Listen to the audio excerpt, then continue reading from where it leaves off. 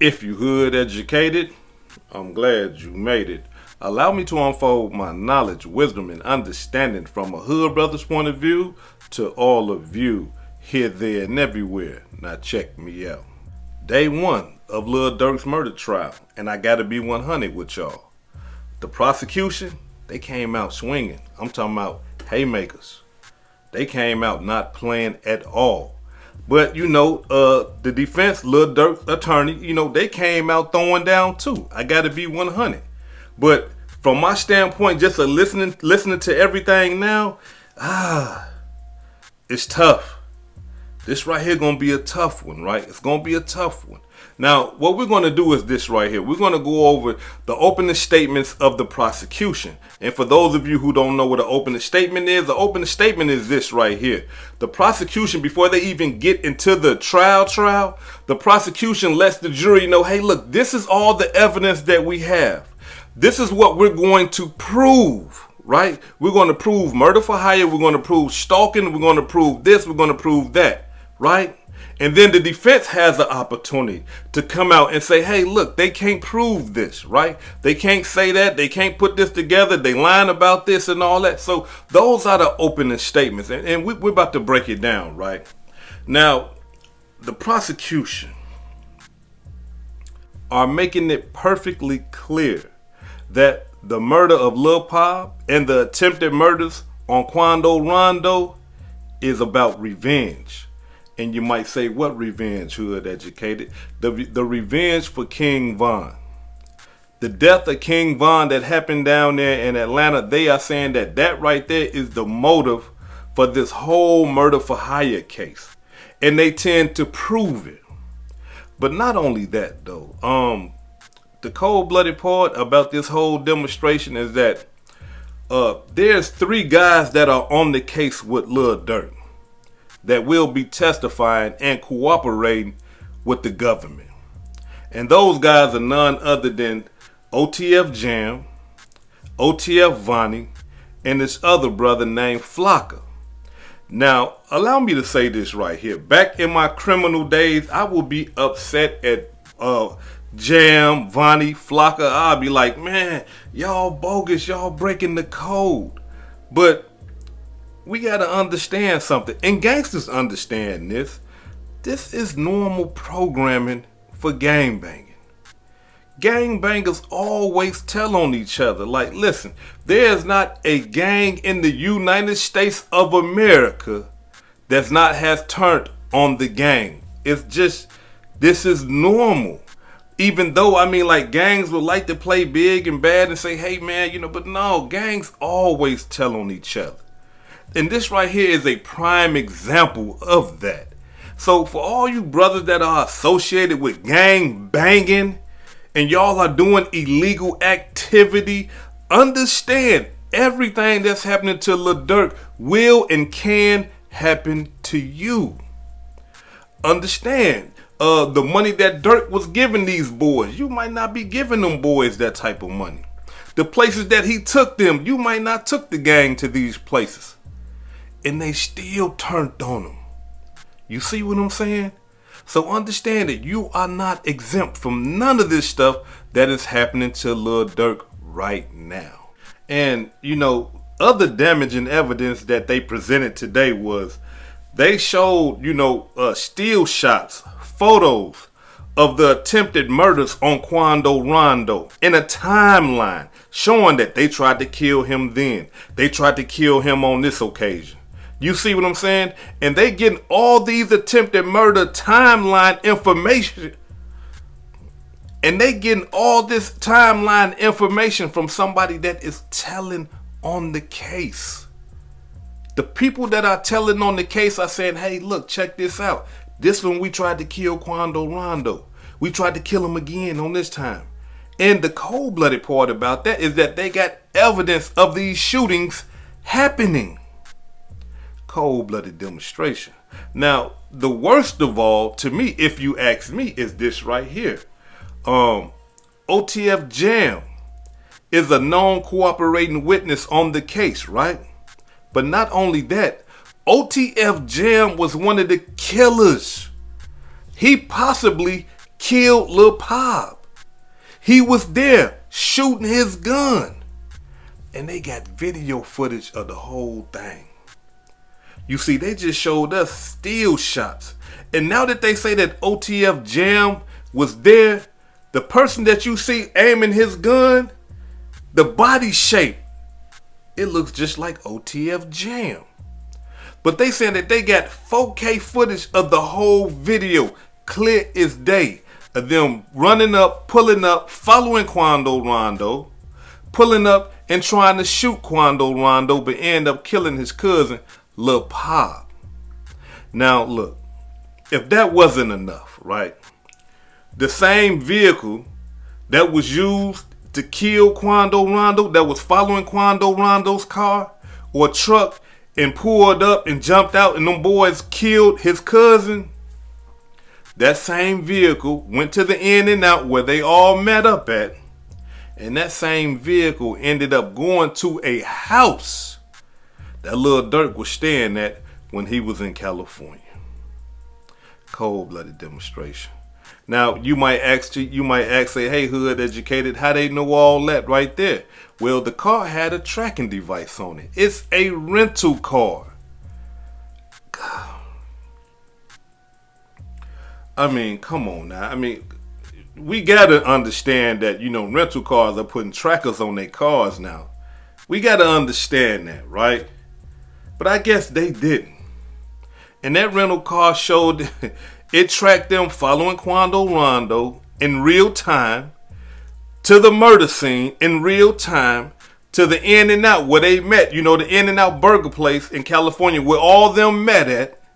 And then after that, that same vehicle went to a house that Lil Durk was living at. That's going to be tough. That ain't going to be easy. That's going to be real tough. Because you got to ask yourself, how do you get around all that? Right? If you wasn't associated with none of this, if Lil Durk wasn't associated with none of this, if the other boys wasn't associated with none of this, how do you get around that? And not only do they have this material evidence, right? This tangible evidence, but they got the 3 co-defendants. These is guys that helped plan it. And they saying, hey, yeah, man, yeah, we did everything, man. And we got paid. And this is the guy right here that's supposed to pay us. It's tough. It's tough. But, when we get into the defense, look, I'm going to say that. But y'all stay tuned. Stay tuned. Because when I get into the defense, y'all going to say, oh, okay. Now, the prosecutor brought up the medical examiner, right? And not only that, though. They showed photos of Lil Pop's autopsy. And according to the medical examiner, Lil Pop died because one bullet penetrated his lung, right? Now, anybody know, or people should know, if you puncture that lung, the lung collapses. And what happens is, when you try to breathe in, you can't breathe in. You're stuck, and you're going to suffocate. You understand what I'm saying? Because the lungs are made to, do like this. But when it collapses, and you try to breathe in, it's stuck. It can't. You see? But not only that, though. After the bullet entered his lung, it went through his lung and got lodged in his heart.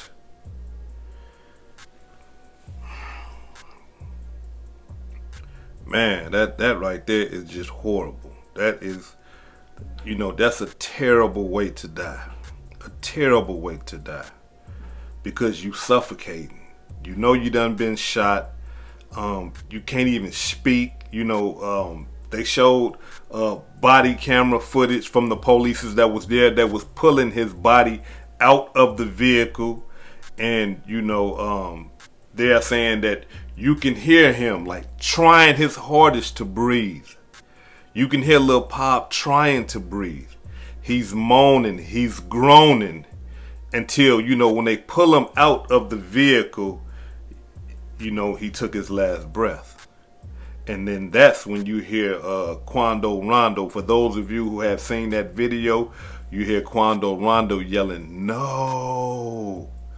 Because right then and there, he understood that Lil Pop's fight for life, it was over with. You see? Rest in peace to Lil Pop. I understand he was a gangster and all that, but still, he got a mama, he got a sister, kids, you know, rest in peace to that brother. You know, and I say that because we all make these mistakes when we're in this life of gangbanging. You see? Some of us make it out. Some of us make it to become a classic brother. But not many. Not many. The mass majority of us that are gangbanging, we're going to die young. You're going to die young, and you're going to die violently. So if you don't want to end up dying young, and you don't want to die violently, suffering, then you need to get out the way. This is not a game. Lil Pop is gone. You see, it's over with for him. Now, another thing that they put out there was that they have that video, crystal clear, 2 angles of the video footage of everything that happened. And we got to understand something. The jury is viewing all this. The people that are finna decide that if Lil Durk go to jail for the rest of his life, or if he is innocent, they are viewing all of this. They are actually viewing the death of Lil Pop. They are seeing how the death happened. They are watching a murder happen in real time. Look, Lil Pop's family is there. You see what I'm saying? They in there, you know, whimpering and, you know, crying and stuff like that when they seeing they loved one's dead body. And the jury, they got to make a decision on something like that. You see what I'm saying? Like, look, this is not no game. This is real life. This is real life. And if you think this is a game, look, you're going to find yourself, to you young brothers and you classic brothers that are still in that madness. If you think this is a game, you're going to find yourself sitting at the defendant table, just like Lil Durk, fighting for your life. Just like Lil Pop was fighting for his life. Cold-blooded demonstration. Now, they are also saying that, y'all remember when they said that Lil Durk tried to flee the country, right? And when he had all these flights going to this country, and that country, that he was trying to throw the feds off? Well, the feds are saying that when they pulled up and they knew he was trying to leave, when they pulled up on Lil Durk and he seen the feds at the airport, Durk broke. Pew, he gone. Ran to the car, jumped into the car. Go, go, go, go, go. His car pull off. Feds on their ass though. I got to keep it 100. Feds trap him in. They got him. Hey, Durk Banks, get out the car. Durk barricaded in the car. He ain't going nowhere. They sat out there for a minute trying to convince him, look, man, we're not letting you go nowhere. You're caught. Get out of the car. Durk ain't going. He's staying in the car. Until, you know, they kept pressuring him to get out the car. Durk ain't see nowhere where he can go. And then he came out the car and they arrested him. Now, that right there alone, that don't look good. And the reason why I say that is because the jury is going to look at that. The jury is going to look at that and say, he was trying to run. He was trying to flee. He was trying to get away with murder. Like, how do you get around that? Well, according to the defense, they said that Durk wasn't running from the feds. He just needed a little space from these guys. When he was finna go to out of the country, he's an international known entertainer. He was just going to go relax and just, you know, kick back. He wasn't running from the FBI. Now, I hope they don't believe that the jury is going to believe that. I don't even believe that. You understand what I'm saying? I don't even believe that. But hey, they got to put up the best defense that they can, and that was their only rebuttal, you know what I'm saying, to what the prosecution has put out there. And man, it's tough for Lil Durk. It's real tough. Now, do y'all remember my video that I just put out, that when I said that here's how Durk can beat this case, right? This video right here. After watching this video that I'm doing now, I need y'all to go watch that video, because what I'm about to tell y'all right now is one of the defenses that Lil Durk is having for that case, for this case. And that defense is this right here. Vonnie did everything. Yeah. Durk ain't know what was going on. Durk ain't have nothing to do with anything. It was all Vonnie. And the reason why Vonnie did all of this is because Vonnie and King Von is cousins. They got blood ties. They related. They fathers know each other, right? They got a long history. Vonnie and King Von is so tight that they had the same bank account. You see what I'm saying? And not only that, the reason why the defense is saying that Vonnie did everything is because when King Von died, or when he was dying, his last words to Vonnie was, "Why did you let them shoot me?" And Vonnie couldn't take that. When King Von died after saying something like that, Vonnie vowed to get revenge for King Von's death. So everything is on Vonnie. Vonnie is the cause of all this stuff because he wanted to get back for his cousin. And Durk didn't know none of this was happening.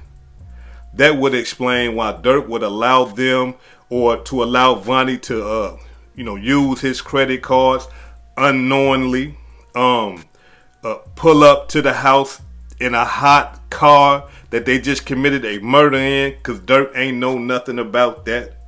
It was all Vonnie, right? So that's why y'all got to go over there and check out that other video. Now, like this video, hype this video, subscribe to the channel if you haven't subscribed already. Now listen, from a hood perspective, from a gangster perspective, this is what you call back and forward snitching, right? This is what you call back and forward snitching. Oh, Vonnie, you snitching on me? Okay, I'ma snitch on you. Even though Durk has not verbally, out his own mouth, even though he hasn't said anything about Vonnie to the Fed, saying that, hey man, Vonnie did all this. Durk kept his mouth shut. But he's using his attorneys to snitch for him. His attorneys is coming out and saying, hey, Vonnie is doing all this, right? Now, no matter how you want to slice it, I can understand why Durk is doing what he's doing and why he's allowing his attorneys to do what they do. Because here it is, you got somebody that's betraying him, Vonnie, that is betraying him. So he like, hey, why do I owe you any allegiance? Why do I owe you any loyalty? Hey man, hey, throw the whole case on him. This is my avenue up out of here. He did everything. That's his cousin. It ain't my cousin. You see what I'm saying? He used all my information to go commit a murder, and now he's trying to blame me. Y'all see what I'm saying? So now, some guys in the hood might look at it different. They might say, nah, hood, he shouldn't have said nothing. He shouldn't have let his attorneys do none of that, because that's still snitching. But, hey, look, I'm outside that lifestyle. Truthfully, I don't care about the snitching stuff, because I know it ain't no honor amongst thieves. It has been like that since the beginning of the time, and it's going to continue to be like that. You're only fooling yourself if you think to yourself that if your homeboys get in a jam the same way these boys is in a jam, and they ain't going to testify against you or try to go home, you a damn fool. It happens all the time. All the time. And we act like we got a mental defect because we don't recognize it. Instead, you know what we do as gangbangers? We look past it. We look over it. We make excuses for it. Man, that ain't gonna happen to me. Man, my partner right here, man, we'll die for each other. Yeah, okay. Alright, keep believing that. Because you don't know if somebody gonna die for you just because they say it out their mouth. You don't know if somebody ain't gonna snitch on you just because they say it out their mouth. The only time that you gonna find out if somebody is willing to die and they won't snitch is when they are put in that position to die or snitch. And by then, it's too damn late. This is Hood Educated, not Lame Related. Peace and love, and y'all take care of yourself out there. If I said anything that caused you to think, hit that like button and subscribe to the channel if you're not subscribed already. And if you're feeling generous, please make a small donation to the channel. Peace and love.